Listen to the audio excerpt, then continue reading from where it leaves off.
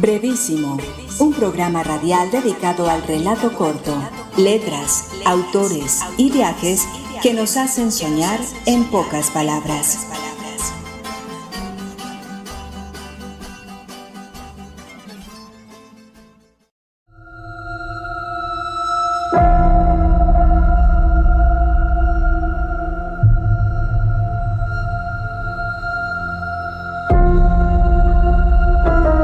Los niños, de Daniel Acevedo.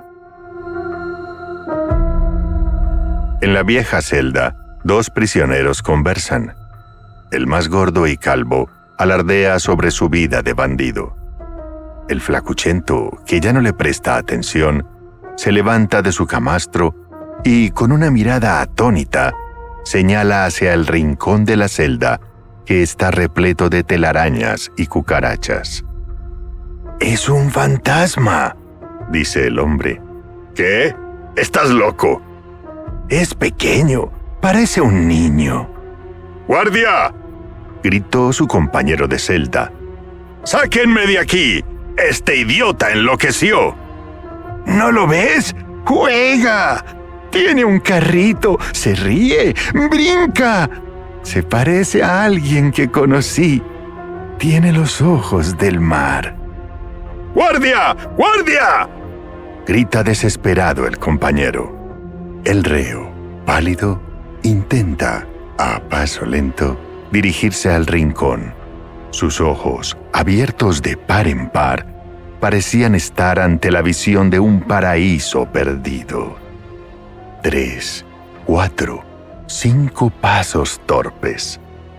Antes de llegar, el repentino ataque y la inevitable caída. No tardaron en darse cuenta que la muerte, en su andar cotidiano entre barrotes, se lo llevó.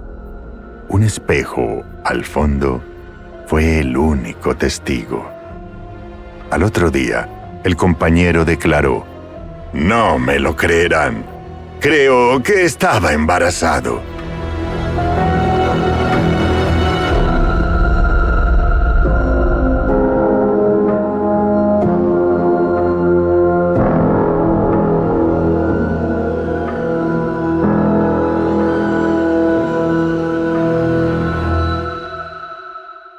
Hola, bienvenidos a una nueva emisión de Brevísimo, un programa dedicado a las formas breves de la literatura. Yo soy Mauricio Montoya y le doy la bienvenida a mis compañeros de mesa. Hoy nos encontramos nuevamente con la modalidad de entrevista para escuchar la voz del historiador y poeta colombiano Daniel Acevedo Arango. Escuchábamos al inicio del programa un microrrelato de su autoría. Pero, ¿quién es Daniel Acevedo Arango? Este escritor nació en Medellín en 1986. Es historiador de la Universidad Nacional, gestor cultural, poeta y magíster en estudios literarios de la Universidad de Buenos Aires. Actualmente trabaja en el área de Historia y Patrimonio del municipio de El Retiro, donde lleva 5 años como formador e investigador. Además, es miembro de la Academia Antioqueña de Historia. Ha intervenido en la escritura de algunos libros en conjunto, entre ellos El Retiro, El Edén del Oriente, y la historia de la parroquia de Nuestra Señora del Rosario en El Retiro. Además, publicó como labor propia investigativa con la alcaldía municipal la historia de la caficultura en El Retiro. Actualmente se encuentra trabajando en un libro llamado Manuel Uribe Ángel, un médico y su época. El asado de los dioses. Cierta vez, hace muchos años, se reunieron a hacer un asado en El Retiro Alá, Jehová, Zeus, Odín y Ra. Luego de jugar un par de partidas de póker, estaban muy desocupados y no sabían en qué ejercer su tiempo. Los cigarros y las polas se habían acabado. La música había decaído y sonaban algunas canciones de plancha y cumbia villera. Además, nadie se aguantaba ya las historias de Zeus del último ligue que había hecho en forma de gaviota con una turista asiática en las islas del Peloponeso.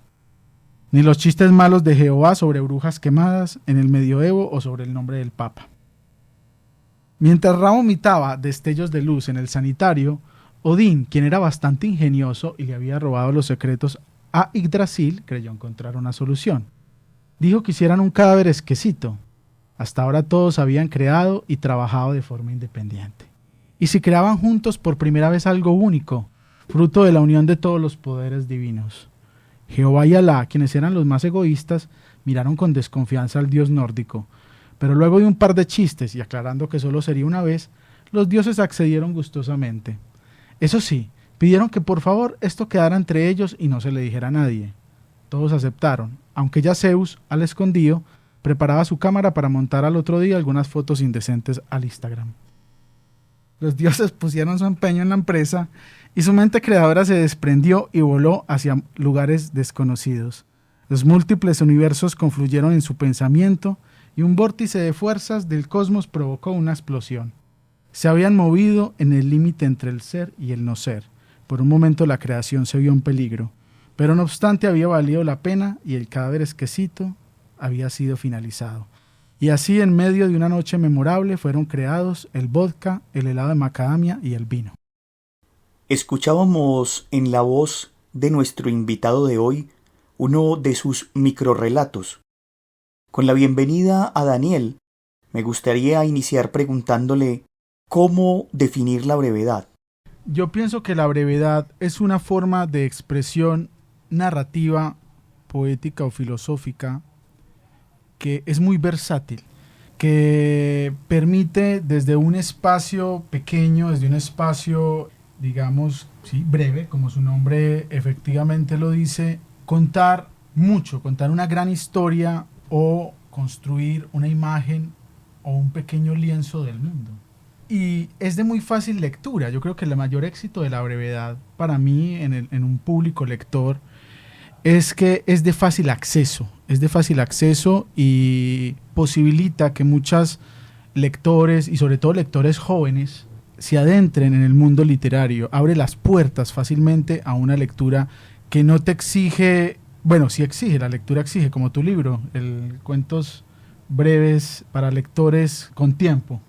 La brevedad puede exigir, pero por supuesto que digamos que igualmente se permite un acceso más amplio en este mundo, en esta sociedad en la que estamos insertos, que es una sociedad en la que todo va muy rápido, que hay un capitalismo salvaje, desbordado, donde hay un afán del ya y donde se ha perdido mucho esa costumbre de apropiarse de las grandes historias, de escuchar relatos, de perderse un poco en alguna imagen poética, en alguna evocación. Y de alguna manera la brevedad es como un llamado, como un pequeño grito que te dice, bueno, mira, todavía hay un mundo acá, un mundo amplio dentro de las posibilidades del lenguaje que tú no has descubierto, que está aquí y que si tú quieres puedes acceder a él. Yo creo que son pequeños gritos, pequeños temblores. Tal vez esa es la definición más que me gusta más. La brevedad es un pequeño movimiento telúrico que te sacude un poco en tu vida cotidiana, en el día a día. Te afecta de alguna manera y eso tiene un encanto claramente estético y narrativo.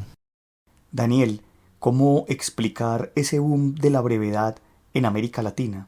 Yo pienso que precisamente ese boom que se da ahora de la brevedad en América Latina y que es un boom que se ha ido construyendo a través de los años. Indudablemente en los años 60, 70, ya en esa tradición propia de la literatura latinoamericana, fueron surgiendo escritores como Eduardo Galeano, por ejemplo, un poco también este argentino, se me fue el nombre, el de me importa un pito que las mujeres tengan senos como magnolias o como pasas de higo. Lo único que no les perdono es que no sepan volar. Estoy tratando de acordarme cómo se llama. Oliverio Girondo, claro. Y hay otros escritores que en Latinoamérica han buscado en la brevedad una posibilidad, sobre todo en la parte, desde el microrrelato. Bueno, Alejandra Pizarnik, por ejemplo, también tenía poemas muy cortos. Bueno, podría aquí dando un montón de nombres. Pero ya hay una búsqueda en muchos de estos escritores de encontrar en la brevedad un impulso, de encontrar en la brevedad una forma de expresión, de encontrar en la brevedad una experiencia diferente. Yo pienso que en los últimos 20 años la brevedad se ha fortalecido mucho más en Latinoamérica, precisamente por los mismos, le ha ayudado mucho las nuevas tecnologías y las redes sociales. Indudablemente la brevedad se adapta más fácilmente a los nuevos tiempos, a los nuevos formatos en los cuales se puede narrar, contar historias, y cuando uno publica en Instagram, en Facebook o en Twitter o en alguno de estos que ahora se llama X o en alguno de estos formatos, indudablemente la brevedad se adapta y logra llegar más, logra llegar mucho más. Se puede compartir en WhatsApp, en muchas cosas, entonces tiene una fuerza por eso. Ahora, lo que habría que ver, aunque es cierto que se leen muchas brevedades y que aparece mucho a través de la internet, es qué tan buena lectura hay de esas brevedades, si realmente se hace una buena interpretación. Pero más allá de eso, a mí me alegra mucho de que creo que en este momento en que hay tanta apatía hacia la lectura, en que hay tanta apatía en un país que cada vez se lee menos, con índices de lectura en comparación con México, con Argentina o con Cuba o con otros países, me alegra mucho que a través de la brevedad se pueda combatir y lograr atraer a nuevos jóvenes y nuevos lectores. Daniel, hablemos de tu experiencia con la escritura de microrrelatos. Hombre, curiosamente, yo vengo escribiendo cuentos breves desde hace ya buen rato.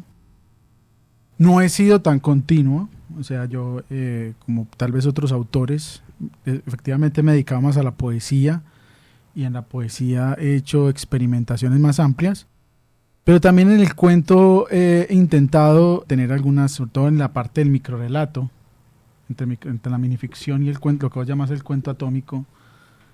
He intentado hacer algunas cositas y teniendo en cuenta pues las posibilidades que tiene el microrrelato, tratar de no desbordarme, de tratar de contar una historia en un espacio, una gran historia, porque uno piensa que el microrrelato es corto, ¿no? Yo creo que los buenos microrrelatos dejan resonancias, es como que cuentan una historia, pero la historia en realidad es más amplia, entonces te dejan pensando más allá de sus límites, más allá de qué pudo haber pasado con esos personajes o qué pasó antes. Es como que se abre una breve ventana un momento, se abre una puerta, una ventana, te deja ver un momento a unos personajes, a un escenario, y de un momento a otro se cierra.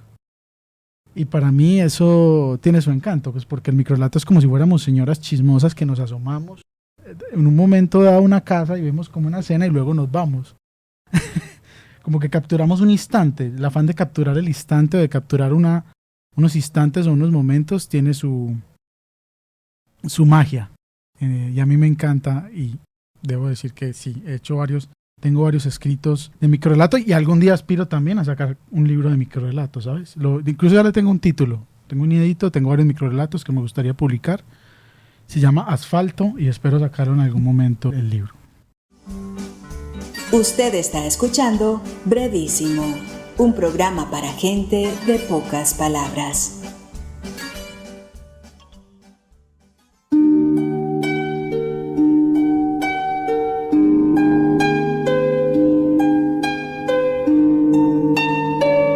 El Redentor de Escarcha, de Daniel Acevedo. Todo poeta arrastra tras de sí en la penumbra un carro de escarcha.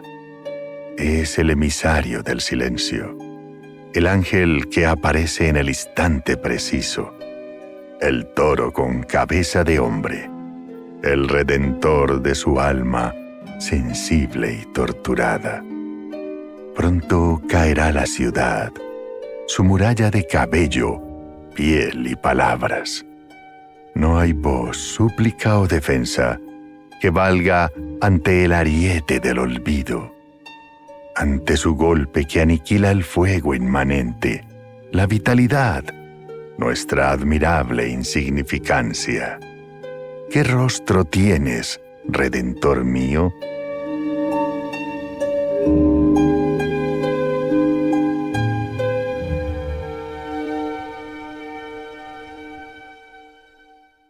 Escuchábamos en voz de Edwin Solórzano un poema de nuestro invitado de hoy.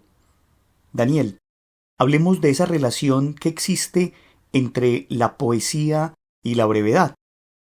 La poesía, indudablemente, la poesía que, pues digamos, dentro de la poesía lo que se concibe como la brevedad es lo que entra al interior del género del minimalismo. La poesía minimalista tiene grandes representaciones, quizá la más conocida es el haiku en Japón, y en toda esa tradición oriental, los orientales han sido mucho de brevedades. Sin duda vos acá en el programa lo has mostrado muchas veces, que hay una tradición de Bancho, de un montón de especialistas de la poesía, del haiku y otros géneros, donde en 11, 17 sílabas, 3 versos te dicen un montón de cosas.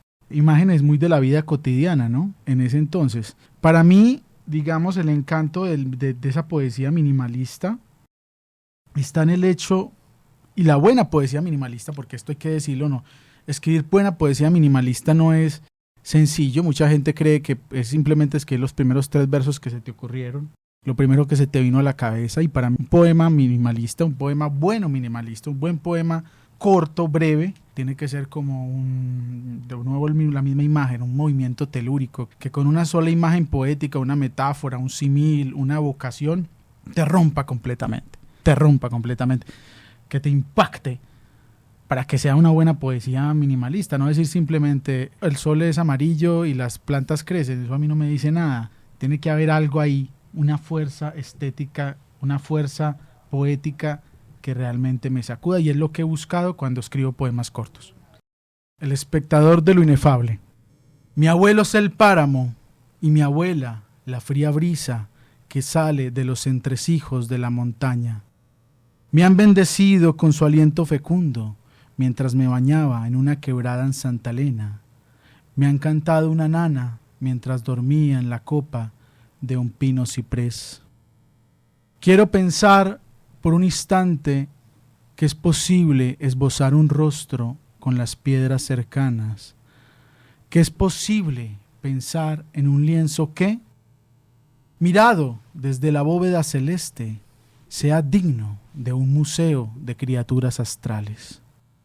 Allí, regocijados, con un sexto dedo apoyado en el mentón, se burlan de los colores extintos de las metrópolis y de la insignificancia de nuestros rezos. Aún así, la brisa sigue soplando y toca sus pómulos. Aún así, la brisa sigue y evoca el canto ancestral de un paraíso perdido. Escuchábamos otro poema de autoría de Daniel, pero ahora en su voz. Daniel, contanos un poco de esos autores que te han marcado en la vida literaria. Yo creo que eso ha sido una búsqueda continua.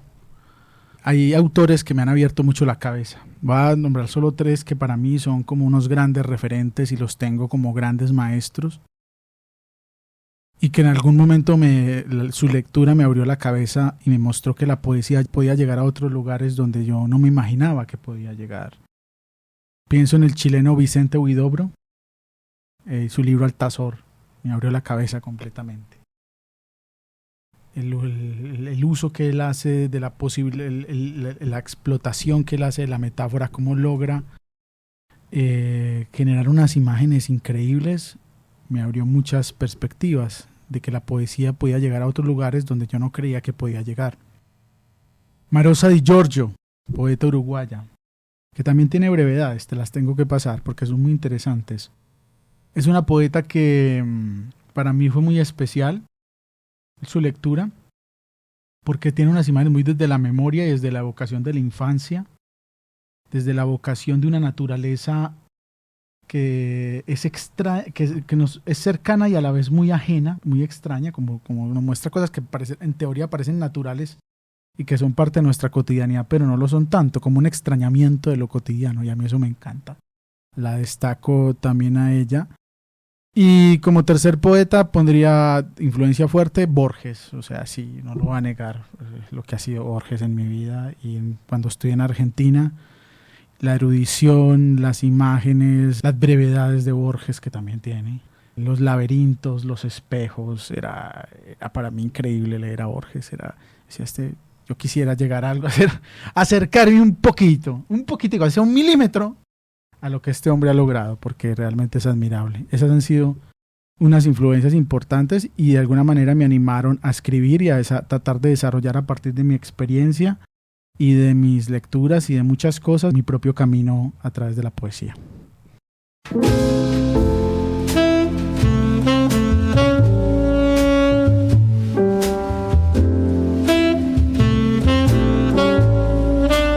Le Troquet, de Daniel Acevedo. En el hormiguero, en sus cavernas de madera y paja, las niñas se besan y cultivan el estallido bajo los tablones. Los hombres se lanzan a la presa de queso y vino. Son cazadores que habitan las tierras del humo y recorren sus senderos angostos. La cerveza refleja el verdadero rostro tras el vaso. No hay perdedores ni ganadores. Solo hermanos que juegan a la vida con dados de cristal. Afuera, la lluvia no logra atravesar la puerta, ni siquiera con sus coqueteos sonoros. Las voces de los contertulios agitan corrientes de calor y en medio de la vigilia traen el beso solar. Algún poeta refirió un verso insoluble. Una artista pintó un par de pájaros caribeños en una puerta del baño de atrás. Dos filósofos discuten sobre la naturaleza del poder y la lucha de clases. Una mujer agita suavemente sus brazos y baila la canción de la noche. Afuera, los fumadores no son los exiliados, sino la vanguardia que expande con su humo la llama que no muere y el espíritu depredador del animal. Hay arte impregnado en cada pared, mesa, ventana o alféizar. El olor a pizza y empanada recién horneada se mezcla con los del perfume y el sudor. Dicen que al final, la inmortalidad de Le Troquet cabe, un poco incómoda, al interior de una botella de Merlot.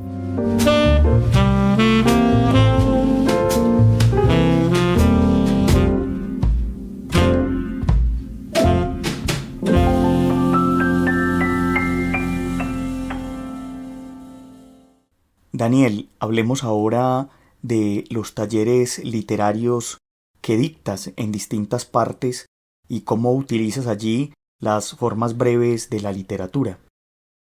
Yo indudablemente incluyo la brevedad, digamos, en los contenidos que doy en mis talleres de escritura. Diversos tipos de brevedad, porque en algún momento trabajo el microrrelato, en otro momento trabajo, por ejemplo, la prosa poética, en otro momento trabajo el haiku o el poema breve. En diferentes momentos la brevedad aparece. Y yo mismo le impulso a que mis estudiantes la trabajen, porque la brevedad permite transmitir muchas cosas. Nosotros, por ejemplo, bueno, esto ya es otro ejercicio. Cuando fue la época de la pandemia, en el 2020, con el Centro de Historia del Municipio del Retiro, empezamos a sacar una serie de microrrelatos sobre historias del pueblo. Yo animé a todos los del Centro de Historia que escribieran pequeñas historias, anécdotas, o sea, no eran microrrelatos pues muy desarrollados, pues no, eran historias del pueblo, pequeñas historias, y las empezamos a compartir en las redes, y eso fue un éxito. Fue éxito total. La gente las leía, las comentaba, decía, sí, ahí está mi abuelo, ahí está mi papá. Y era de muy fácil lectura y muy agradable. Fue una experiencia muy agradable y eso demuestra que la brevedad tiene un valor de difusión de la cultura, de las tradiciones, de la historia, de la literatura, de la identidad de un pueblo, de la cultura, del arte incluso. Tiene un potencial bastante amplio en el campo de la difusión, de difundir algo, de que le llegue a la gente, de que la gente se permita leer y acceder a esa propuesta.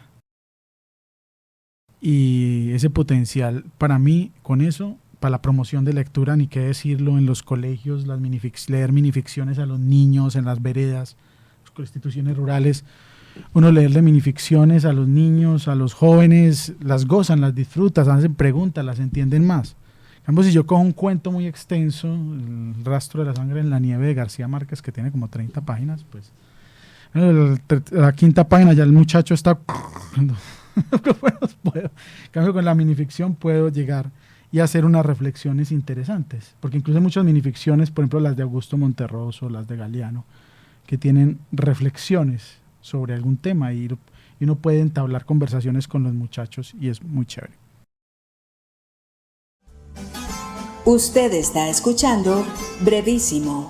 Lo bueno, si breve, 2 veces bueno.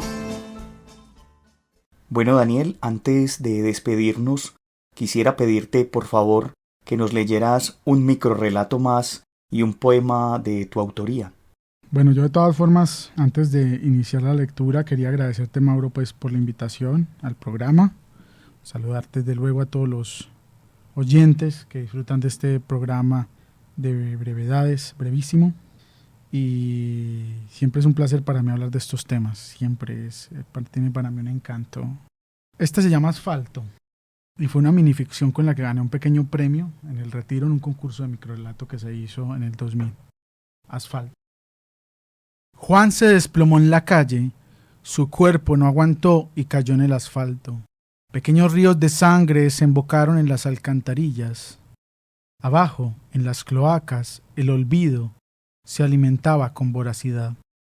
Solo lo recordarán su familia y amigos, pero nadie recordará a Juan, estudiante de 3er semestre de arquitectura. Nadie recordará que le gustaba ir al cine a ver películas de Almodóvar y Roberto Benigni. Nadie recordará a Juan y su baile de celebración cuando el Atlético le metía 5 a Millonarios, ni sus besos azucarados y su fetiche por las orejas. Nadie recordará a Juan, su pasión por coleccionar tapas de refrescos, ni sus pegajosos riffs cuando tocaba el bajo. Nadie recordará sus estadías en el Parque Malibú.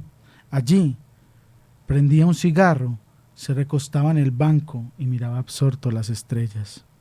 Nadie recordará a Juan, pero sí lo recordarán los gallinazos que sueñan con una cena memorable. Sí lo recordará la gente ensimismada que rodea su cadáver y disfruta del teatro de la muerte. Sí lo recordará el periodista del boletín informativo que toma fotos para el morbo. Sí lo recordará la lluvia que cae a cántaros y llora lo no llorable. Sí lo recordará el espejo en el que se vio antes de salir ese día para su trabajo. Sí lo recordará la bala perdida que desvió su camino y atravesó su cabeza de lado a lado. La caricia de Céfiro. Me gusta, a veces, jugar un poco, tocar lentamente los bordes y las texturas de los objetos. Quizás busco encontrar un poco de sentido que se derrame por alguna pequeña grieta o liberar de una prisión de palabras a un pájaro cautivo. Pero en el fondo, sospecho, irremediablemente, no podré nunca hacerlo. Mis manos son tal vez demasiado cortas. Pienso, desear el poder del viento que alcanza con sus manos múltiples todas las cosas. Las montañas, el bosque, el vidrio, la lluvia y el contorno de tu cuerpo.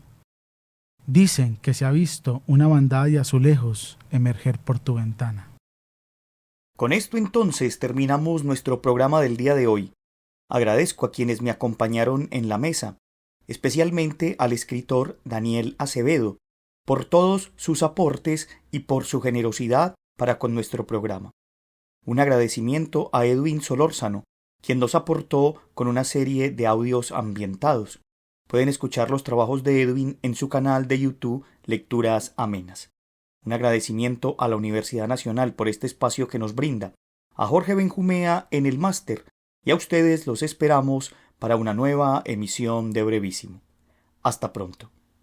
Brevísimo, un programa radial dedicado al relato corto, letras, autores y viajes que nos hacen soñar en pocas palabras.